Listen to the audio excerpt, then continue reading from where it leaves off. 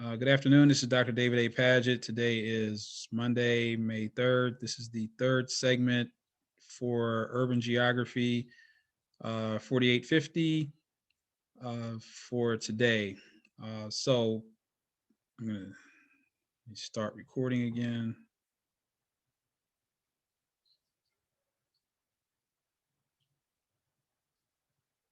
Oh, I am recording. Okay, so I'm gonna share my screen. Oh man. So first, before we get into the today's lecture, I just want to make one more housekeeping note, and I need just please listen very carefully. I don't want there to be any confusion. Okay, so tomorrow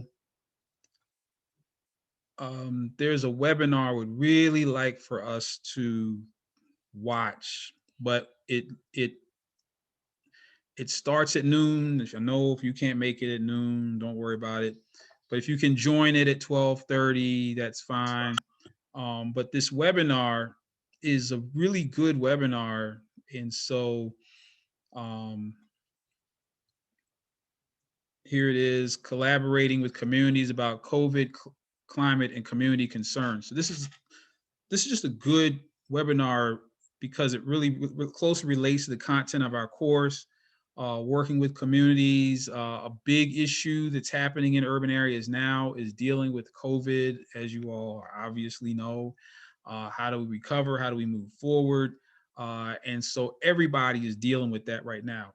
And the reason instead, I really want us to participate or watch this webinar, or at least part of it. Like I said, it starts at noon, um, and we'll stay on there until about 12:55, and then we'll transition over to this class. So what I'm going to do is probably start this class tomorrow at the regular time, 12:30, so that there's no confusion if anybody forgets. But I'll probably also be in the webinar on my phone, so I'll be in both places at once. Here's the you have to register. It's free. Click here. But what's really great about this webinar is that here's the agenda. Um, is that the participants include two of the communities that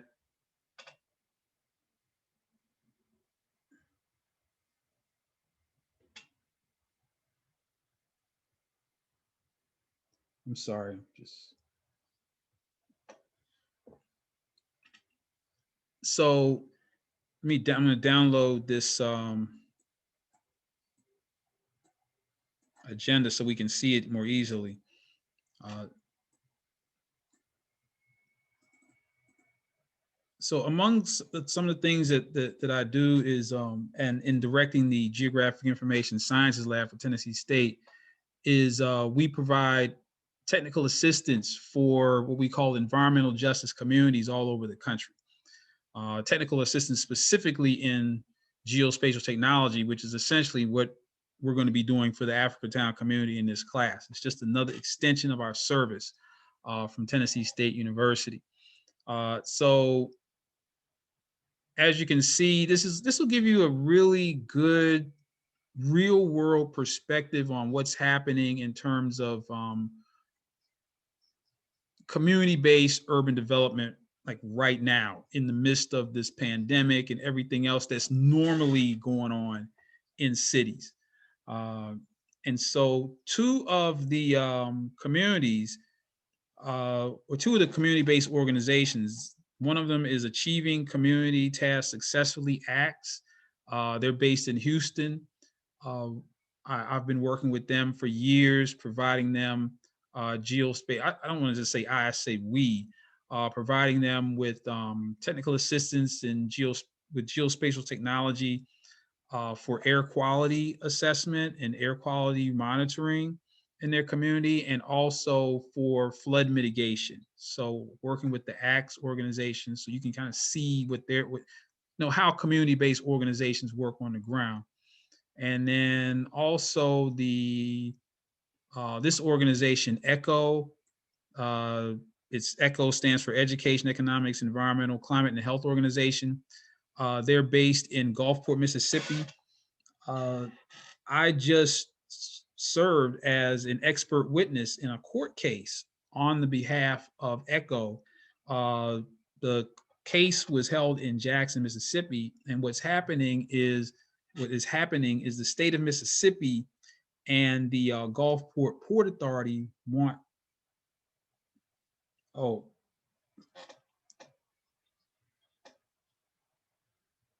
want to build a inland port. Want to build an inland port directly adjacent to this historically Black community in Gulfport, Mississippi, called the Turkey Creek community.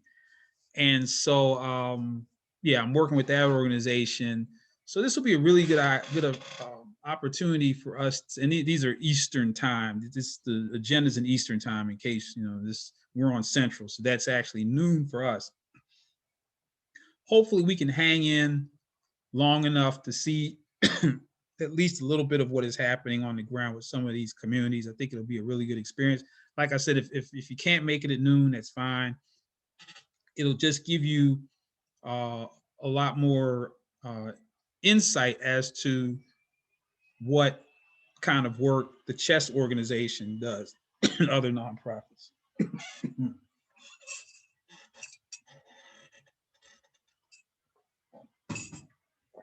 So again, for tomorrow, like I said, I'm going to set the the Zoom for the regular meeting time. You can just come in at 12:30. I'll be here. If you have any questions at 12:30, we can talk about it. There'll probably be some new people who won't know what's going on at all. So I'll probably have to go back and forth and talk to them anyway. But again, I also would like for us to join in to this webinar. Also tomorrow, just don't forget, we'll have two guest speakers,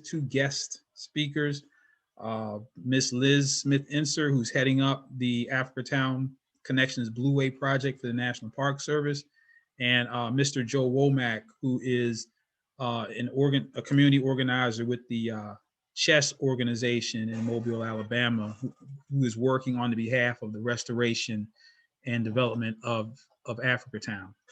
And then we'll talk. Tomorrow is really going to be heavily devoted towards the class project, just getting background and all of that. And I will have the assignment completely ready for you tomorrow. But for the end, yeah, is there a question from Kiana? Yes, can you hear me? Yes. Okay, so could you just explain one more time the purpose of our project? Are we just writing out a plan for what Africatown looks like right now? I'm just kind of confused. No, you're going to work collectively to develop. It'll make a lot more sense tomorrow, trust me. But you're going to work collectively to build what's called a story map for the Africatown Blueways project. So just wait till tomorrow. Tomorrow you'll be like, oh, okay. In the meantime, just read the background on it. Like I said, very exciting. Here's the Africatown Connections Blueway website on the National Park Service. Like I said, just do the background reading. Tomorrow you'll know exactly what's going on. Today we're just okay.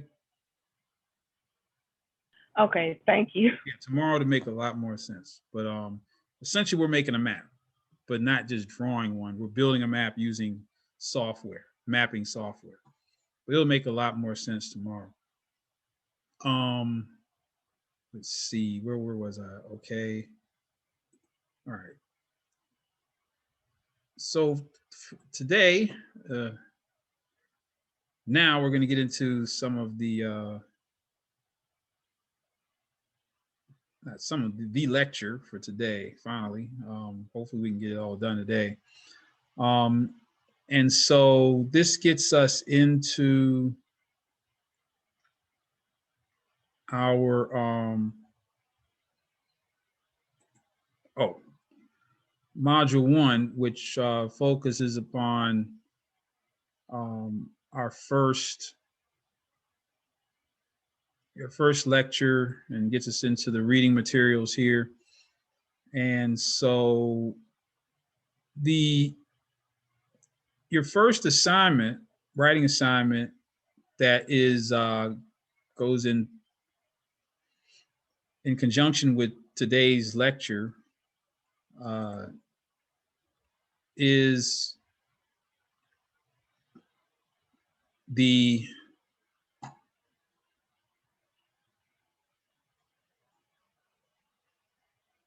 land use philosophy essay. And so the question of the day is, what is land? What is it? And how do we manage it? And so in managing urban land,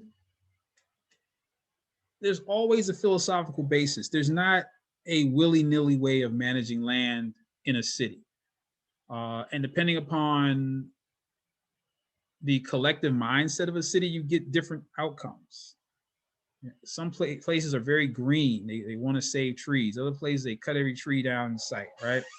And so you have very different outcomes associated with those two scenarios. So in getting into the reading materials that you will need to complete module 1, let's get into land use philosophy. And so in the Platt text, the question is asked, well, what is land? So there are various ways of looking at land. So we're going to look at a variety of perspectives here. First, there's the preservationist perspective. Okay, well, what's that? A preservationist perspective says we're not going to touch the land. We're going to leave it as is. Now, obviously, in a real sense, that's impossible, right? We're not going to ever be in a situation where we humans are not going to touch the land, and we're always going to have some impact. But if we go back and look at another one of the materials that is here, we can look at how these various perspectives have developed over time. And so here is a timeline that includes some of the history of land use. And so the Industrial Revolution was a pivotal time in our history in terms of the environment. We can define the Industrial Revolution in a lot of ways, but the Industrial Revolution in terms of land and resources is when humans switched from using renewable resources for energy to non-renewable resources. When we went from water power to oil, when we went from using wood to using coal. A renewable resource, in theory, is a resource that humans use but do not use up, like water power, right? A non-renewable resource is coal. It takes millions of years for coal seams to develop. We can burn up that coal in a matter of weeks or days. But if you go back and look at the Industrial Revolution period, if we're just looking at North America, it was a very destructive time. I mean, think of all of the trees that are no longer here, the bison that were completely eliminated, just all kinds of water resources that we destroyed, just blowing up mountains looking for during the gold rush. The Industrial Revolution was a very destructive period in our history. And so as a result, when people saw the horror of the destruction of the environment, the reaction brought forth the conservationist and preservationist environmental movements. And so again, the national park system came out of a preservationist mindset. In theory, the parks, national parks, or any park is, well, preservationist oriented parks are to be untouched. And in some cases, you have like the natural and wild scenic rivers, which are part of the national park system. And then we also have the wildlife sanctuaries. So if you've ever been to a wildlife sanctuary, for instance, usually you can't walk off the trail. So even if there's a path, you have to stay on that path. You can't go wandering off. For example, I guess the best example I can think of here locally is a place called Radnor Lake. So Radnor Lake is right in Nashville. It was the state's first natural area. It's managed based upon the preservationist philosophy. So if you go to Radnor Lake, which today's a nice day, I might go today. I don't live too far from there. But if you go to Radnor Lake, it's not like going to Centennial Park. If you go to Centennial Park, you can bring food. You can bring your dog out there. You can do pretty much anything you want. You can walk on the grass at Centennial Park. But if you go to Radnor Lake State Park, you have to stay on the trail. There's no fishing. I don't think you can take food in. No, you can't take food in there. There are a lot more restrictions in order to maintain and preserve the park as is. A conservationist land use philosophy is a conservationist land use philosophy is based more upon, I guess, wise use of land. So the conservationist philosophy says, okay, we're going to use the land, but we're going to use it in a way that we don't destroy it. So in some cases, the park system, apologize, I'm trying to find my way back to, okay. The park system at Centennial Park is based more upon, oh, I never did it down, a conservationist philosophy. So you can go to a regular park that's not a natural preserve. You can bike, you can swim, you can do all kinds of things. A conservationist land use philosophy is also the philosophy of multiple use. So interestingly enough, the National Forest System, which also came in reaction or response to the destruction of the Industrial Revolution, says that, okay, we're going to have this forest here, but we're going to not preserve the trees. I mean, a lot of the trees in national forests are used for commercial products and wood and lumber, but they're not clear cut. You know, it's almost like farming trees. So those are the two dominant themes in terms of land use philosophy that came after the exploitative period of the Industrial Revolution. So the Industrial Revolution represented an exploitative period, exploitation. You know, we're just going to use up everything, cut down all the trees, use up all the water. Now, so those are the three philosophies of land use. Another one is cornucopian. So the cornucopian philosophy says that we humans are just so intelligent that even if we cut down every tree, we can clone new ones, right? So the cornucopian philosophy basically says that humans are not the enemy. We can rebuild the earth if we want to. We have the technology. You can believe that one way or the other, but that's just another philosophy of land use, which to some degree explains, to some degree, some of the exploitative practices that still happen today, even though we clearly can see the destruction that came about by the Industrial Revolution, but yet and still, there's still mountaintop mining. There's still a lot of exploitative things happening in the Amazon rainforest, but just in, that's just another. Now, the fifth philosophy that we'll look at is more of an indigenous philosophy, which is goes somewhat counter to the philosophy of the West, so to speak, right? So I think I know, uh, on the first page of the chapter in the Rutherford Platt textbook, there's a biblical reference that speaks to the fact that in the Western tradition or Judeo-Christian tradition, the earth is essentially made by God for man or man, women, people to use, right? It's a commodity, right?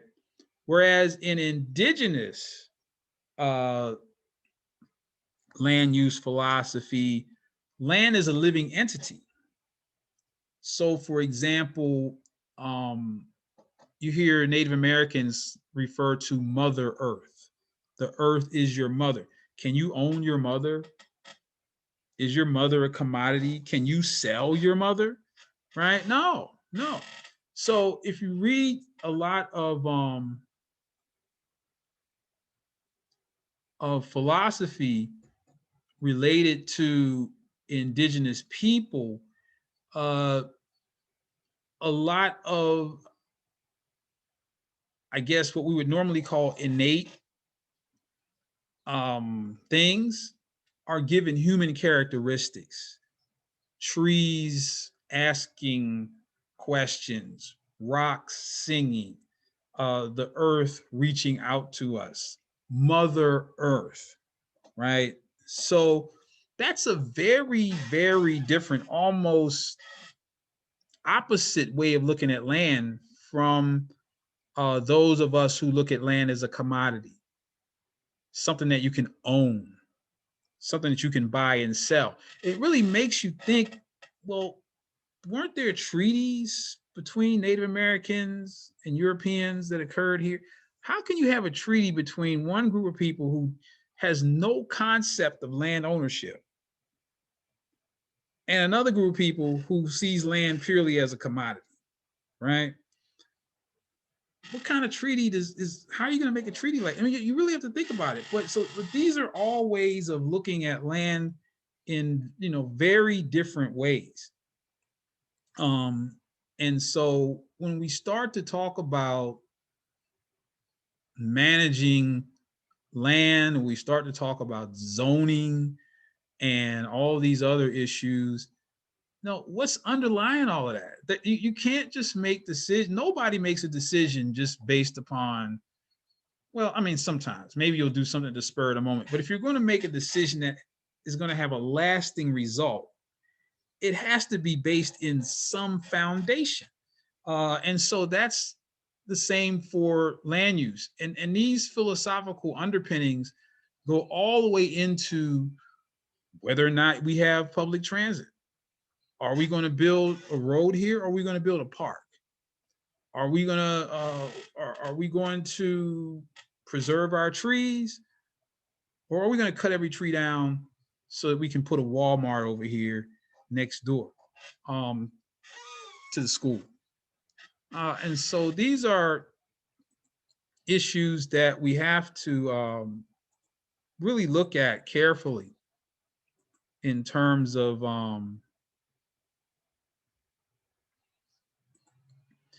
what happens to land in the long term. So now getting into another level of philosophy, if we look at land as a finite resource, this takes us to the Malthusian philosophy. So Thomas Malthus, in 1798, wrote an essay on population. Okay, so this is when we start to get into looking at land as a resource.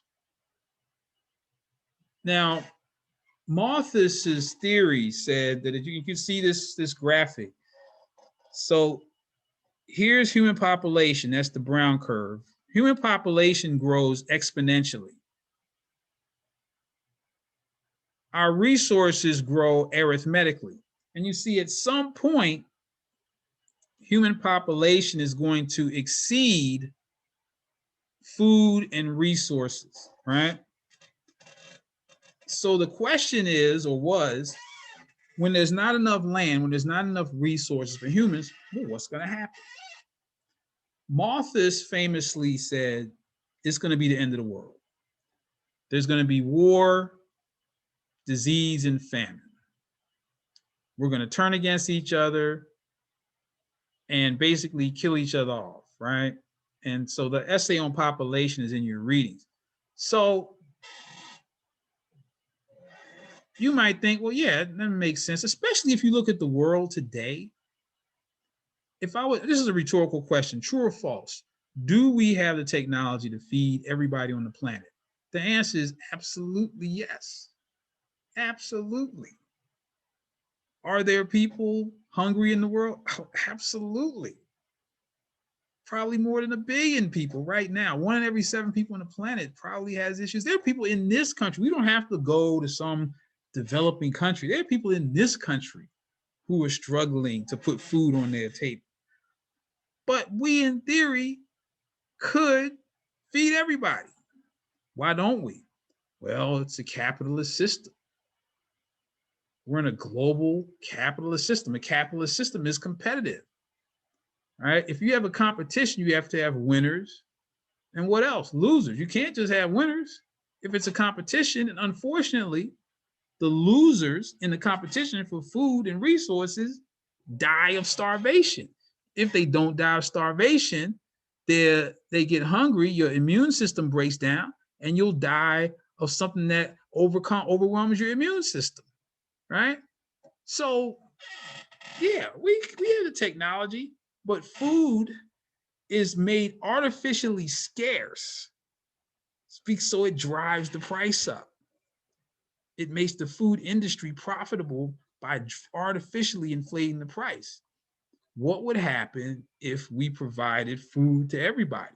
The price of food would come down and there would not be, it wouldn't be profitable.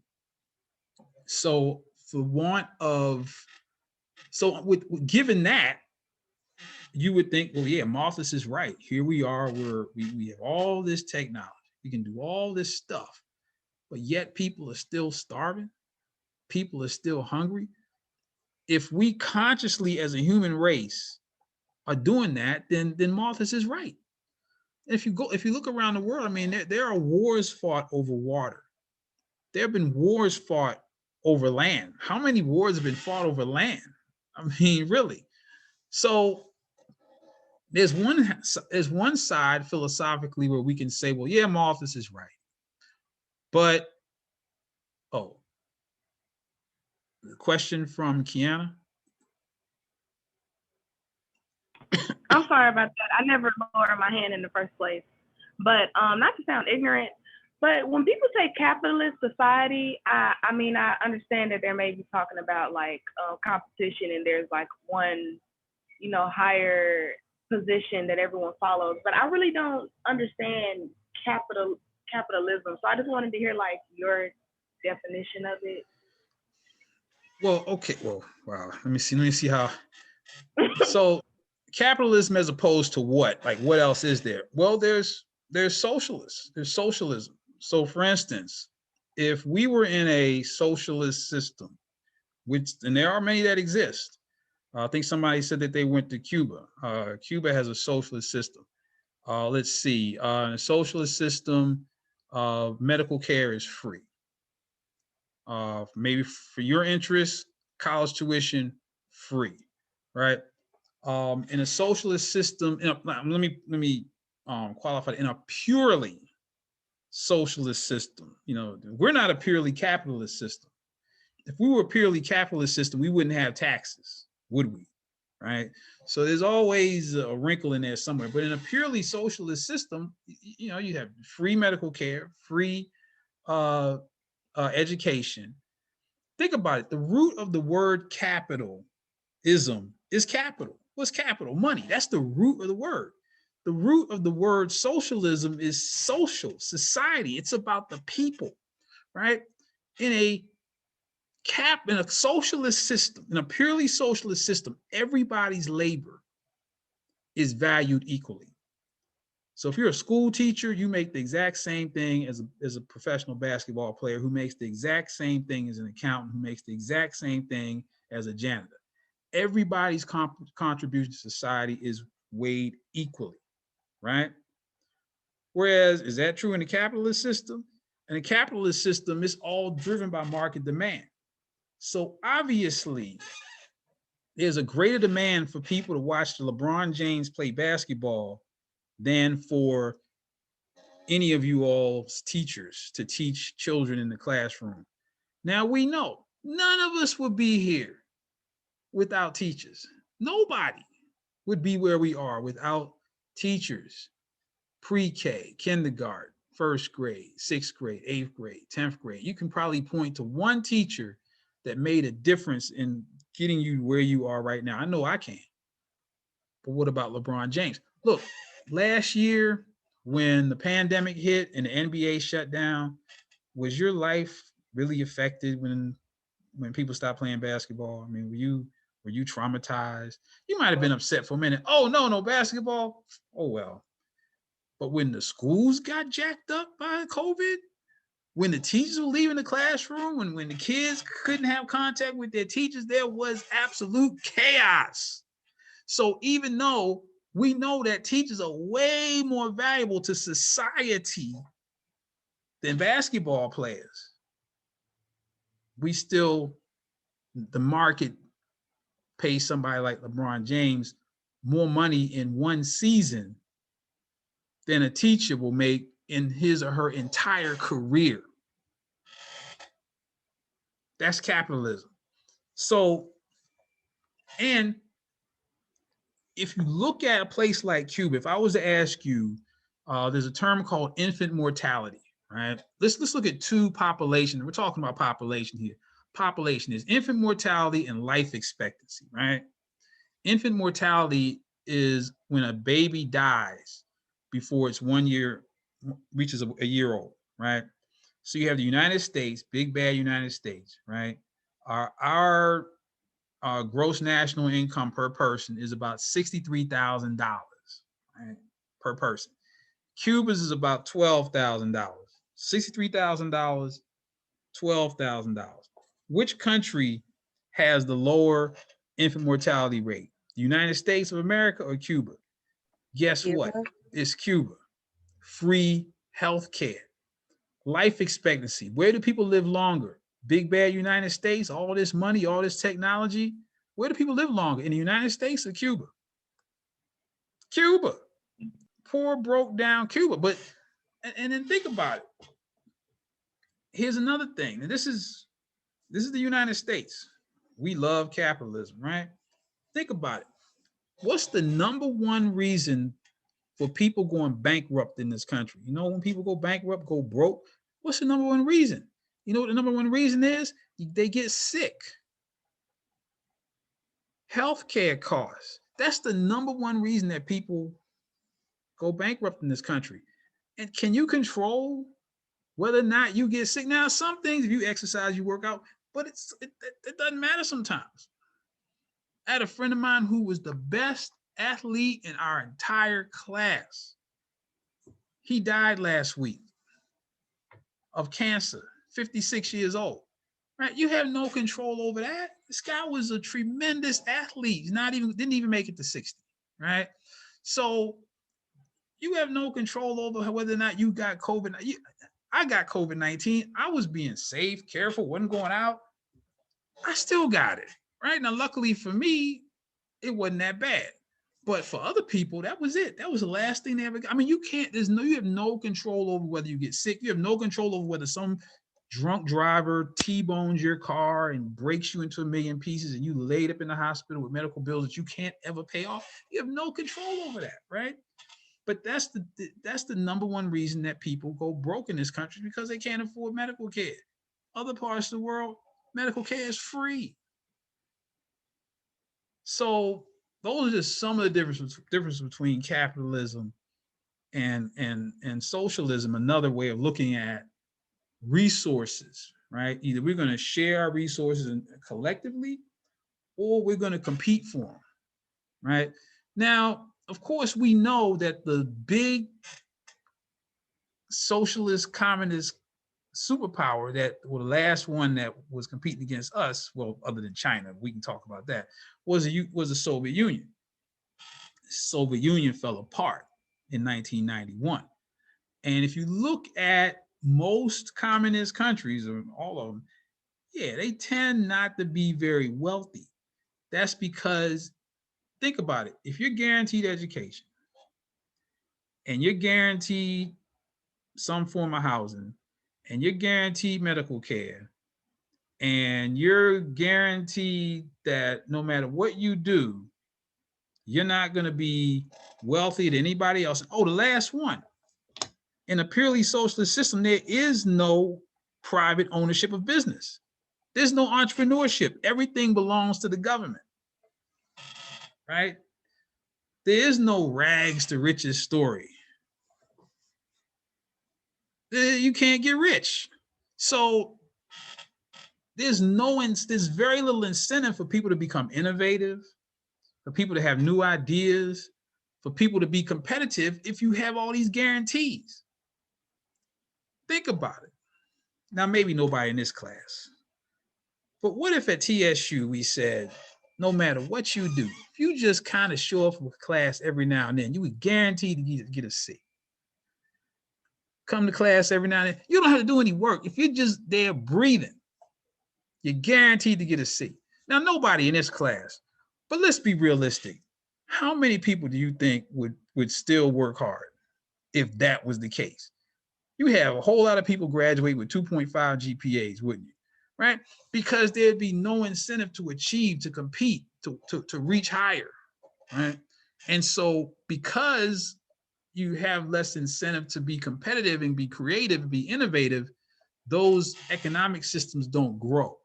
And so in some cases, they remain stagnant. As a matter of fact, they call it the stagnation of socialism, because you don't have that human spirit of competitiveness that might create a vaccine, for instance, or something else, a new plane, or now a new way of listening to music. You know, when was the last time you bought a CD? Never, right? So for some of you all, so these, but whoever, somebody was selling CDs, they're out of business now. They're gone. That's competition. But linking that back to the topic of the lecture at this point is, in terms of competition, what Malthus was saying, that is, if when we're going to compete for these rare, we're not going to share. We're going to kill each other when things get tight, right? But in 1798, that was a very controversial mindset, because the overwhelming philosophy of the time then was of the perfect man. Remember, science was still, you still had a lot of, I guess, a lot more belief in faith and faith-based systems back then, because the science hadn't developed to explain a lot of things that we thought were mysterious, right? So if you think about it, if you're a person of any faith, I guess, humans are made in the image of some deity, of God, right? And God has to be good. right? And so, if in fact humans are made in the image of God, then humans at our core have to be good. It's called the perfect man theory. So, the perfect man theory, that's where you get things to say, do unto others as you would have them do to you. Love thy brother as thyself. That's where all that comes from. You know, this is just who we are. We're good. We're not gonna let people starve. No, Thomas Malthus, when things get tight, when we start running out of food and land, we're going to come together. Is that true? I don't know. I don't have the answer to that question. That's still a debate, right? But when Malthus came out, or when Malthus promoted this theory of the world coming to an end, we're going to kill each other over resources. It was like, whoa, no, Mr. Malthus. That's humans are by nature good. If you're saying that when things get tight, we humans are going to go to war, that's saying that humans are bad. But if we're made in the image of God, how can that be? So it doesn't seem controversial today, but at the time, 1798, it was very controversial. And this is a question that we have to ask in terms of, how do we manage resources in a shared environment? I'm going to skip ahead a little bit. Now, as a response to Malthus, Garrett Hardin, this is in your readings too, wrote an essay called The Tragedy of the Commons, right? So a common is a shared resource ideologically, right? Now, what Hardin said was that there's no technological solution to the population problem. There's always going to be a population problem. If you got a man and a woman in a room, sooner or later there's going to be a baby showing up, right? It doesn't matter, right? And there's more babies and more mouths we have to feed. That's going to result in greater consumption of resources. There's no technology that's going to stop that, right?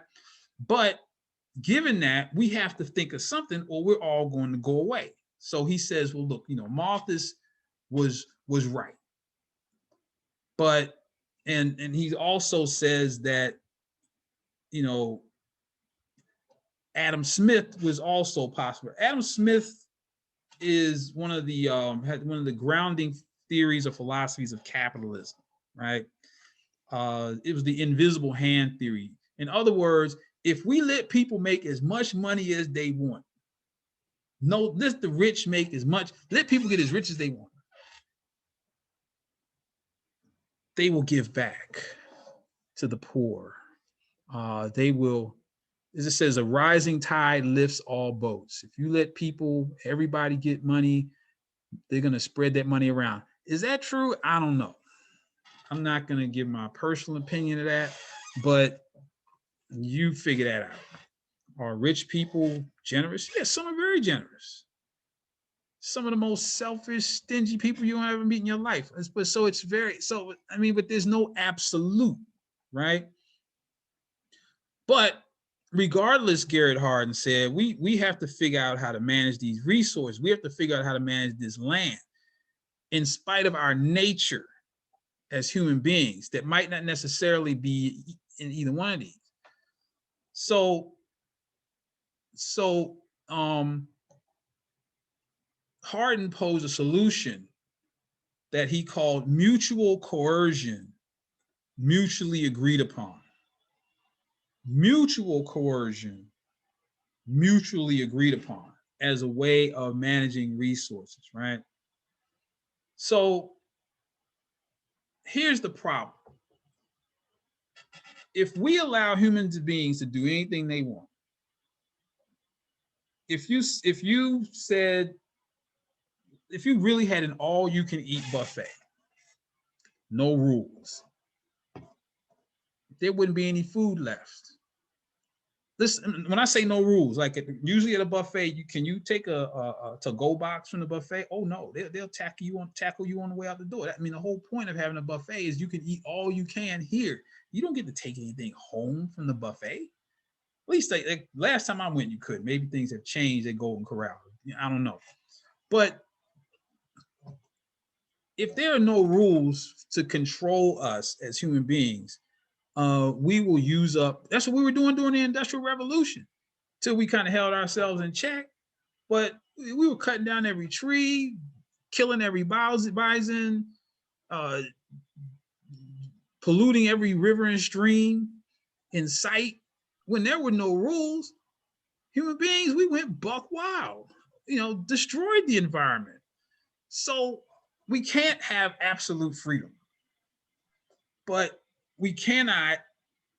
So how do we? So what's the other option? Well, you'll find out in your lives that there are three ways of dealing with people. The first way is through, well, there's three ways of getting people to do the right thing. So let's say we want people to not use up resources. We want people to just do the right thing. There's three ways to do it. One way is the reward system. The reward system says, okay, if you do well, I'll give you something for it. I'll give you a prize, right? The reward system is sort of like how extra credit works, right? Now, not for this class, not you all, but normally, if I give extra credit in the class, do you know who does extra credit? The students that have a 95 average, they want to get 100 average, right? The student that has an 89 average wants to get to a 92. That's who does the extra credit. The student that has a D and absolutely needs the extra credit, they're not going to do the extra credit. No, they're not doing it. So the reward system only works for people who are already going to do the right thing. If you set out not doing the right thing, and I say, I'm going to give you something for doing right, that's not you. No, I'm trying to get over. I don't want nothing. I'm going to sit back and just so the reward system doesn't work for everybody. It doesn't work for most people. Then there's negotiation. Negotiation says, if you do this for me, I'll do this, that for you, right? How does that work out? You ever loan somebody some money? That's negotiation. Oh, you need some money? You need some money for your rent? Okay, I got you. What happens a week later when it's time for you to get your money back? Remember, this is a negotiation. I give you something, you give me something back. What happens? One of the best pieces of advice my father ever gave me was never loan your friends money, ever. Because at the end of the day, you won't have any friends and you won't have any money, right? Just give your friends money. Here, friend. And I hope if you're my real friend, when I need it, you'll be there for me. But I'm not going to expect you to pay me back, right? So negotiation doesn't really work unless you have people who are on the right page with you in the first place. If you negotiate with somebody who's just out to rip you off, what happens? They're not going to do the right thing. The third way of dealing with getting people to try to do the right thing is coercion. Now, I tell people this all the time. I told my mother only did not repeat herself. And they're like, what do you mean by that? I said, you got one time to get it right from my mother, once. What happened after that? Now, I know some of you all are not into corporal punishment, but there was something back in my day that we called a whooping, right? So if I did the wrong thing, my mother would tell me, David, take out the trash. If that trash wasn't out within a certain number of time, I got that. It got to the point where all my mother had to do was look at the trash can and it was out the door. She didn't have to say anything. So unfortunately, in law and in other ways of managing human beings, coercion is the most effective. This is proven through scientific research. Unfortunately, somebody basically has to make us do the right thing. We're not going to do it on our own. But coercion is kind of like, do we really want to be in a situation where it's dictatorial? Where somebody says, look, you're going to preserve resources, or you're going to jail. No, we don't want to be there. But if we collectively agree as a society that we're not going to destroy our resources, and we all agree upon it, now it's not going to be a nice thing, but we're going to have rules. We are going to make rules that we follow then perhaps there's hope. And there is an example of that. So if you all remember, historically, there was a period of time in the 1930s where we had something called the Dust Bowl. It's where we humans, prior to having rules, ruined land all across the Great Plains because there were no rules. You could put as many cattle on the land as you want. You could use as much water. There were no rules. Remember, it was called the Wild Wild West. It wasn't the Wild Wild West just because people were shooting at each other. It was the Wild Wild West because there were no rules. And as a result, human beings exploited the soil and land across the Great Plains, combined with the drought, and the Dust Bowl was so bad that in the middle of the day in Washington, D.C., you could not see the sun. That's how bad the Dust Bowl was. That's how dark the sky got during the Dust Bowl period. What was the response? The U.S. Soil and Conservation Service was created. Today, it's called the Natural Resources Conservation Service. So the SCS set forth rules. Said, we agree. Look, we're not going to have this Dust Bowl happening again. We need to have some rules. You can only put X amount of cattle on your ranch. You can only do this amount of farming. You got to rotate your crops. So all these rules are put in place, and we haven't seen a Dust Bowl since, right? That's mutual coercion, mutually agreed upon. When we start to talk about cities, zoning is another example of mutual coercion, mutually agreed upon. Zoning is when cities decide what kind of land use goes where, right? So for example, you could get a letter tomorrow that says, unfortunately, your great great uncle, twice removed, passed away, left you some land in Nashville. And you go out and you're like, oh my gosh, I've got this piece of property. I'm going to sell it to Walmart. I'm going to be rich. Walmart is going to pay me to put a Walmart on my land. I'm going to be rich. But the city says, nope, can't do that. That property is zoned residential. And you're like, wait, what? Huh? What? I can't sell it as a commercial land use? Nope. As a matter of fact, also, you can only put one house per acre on that land if you develop it. What? Oh, you're telling me how many houses I can put on my own land? Oh, yeah. We have agreed that in order for our cities to have orderly land use, control, and management, we have zoning laws in place that tell you what you can and cannot do with your own privately owned land. So you can see that that's somewhat controversial because philosophically, individual private land ownership is at the very heart of the American dream, isn't it? That's at the heart of the so-called American dream. And now you're going to tell me what I can and cannot do with my own private property? Oh, yeah. But it's a compromise. It's mutual, it's coercive. But we all agree that if we want our city to look a certain way as a society, as a collective, then we're going to abide by these zoning rules. Again, not everything is the same everywhere. In Houston, Texas, no zoning. And when you go to Houston, you'll see a daycare center next to a gas station, next to a cement plant, next to a grocery store, right? So hopefully I've given you enough information to at least begin working on the land use philosophy assignment. I'll bring it up again tomorrow. And then I will also get further into this reading about various land use control strategies. So look at these notes, and it's now 3:45. If anyone has, looks like there's a question, or just the LOL. If no one has any questions, we're going to sign off now. Again, like I said, and I mean it, if you have any questions at all, use that number. 24/7, 7 days a week. I absolutely mean that. I'm not gonna, don't, if you call me at 2 o'clock in the morning, I'm not gonna cuss you out. What you doing calling me? Well, text me, unless it's like an emergency or something.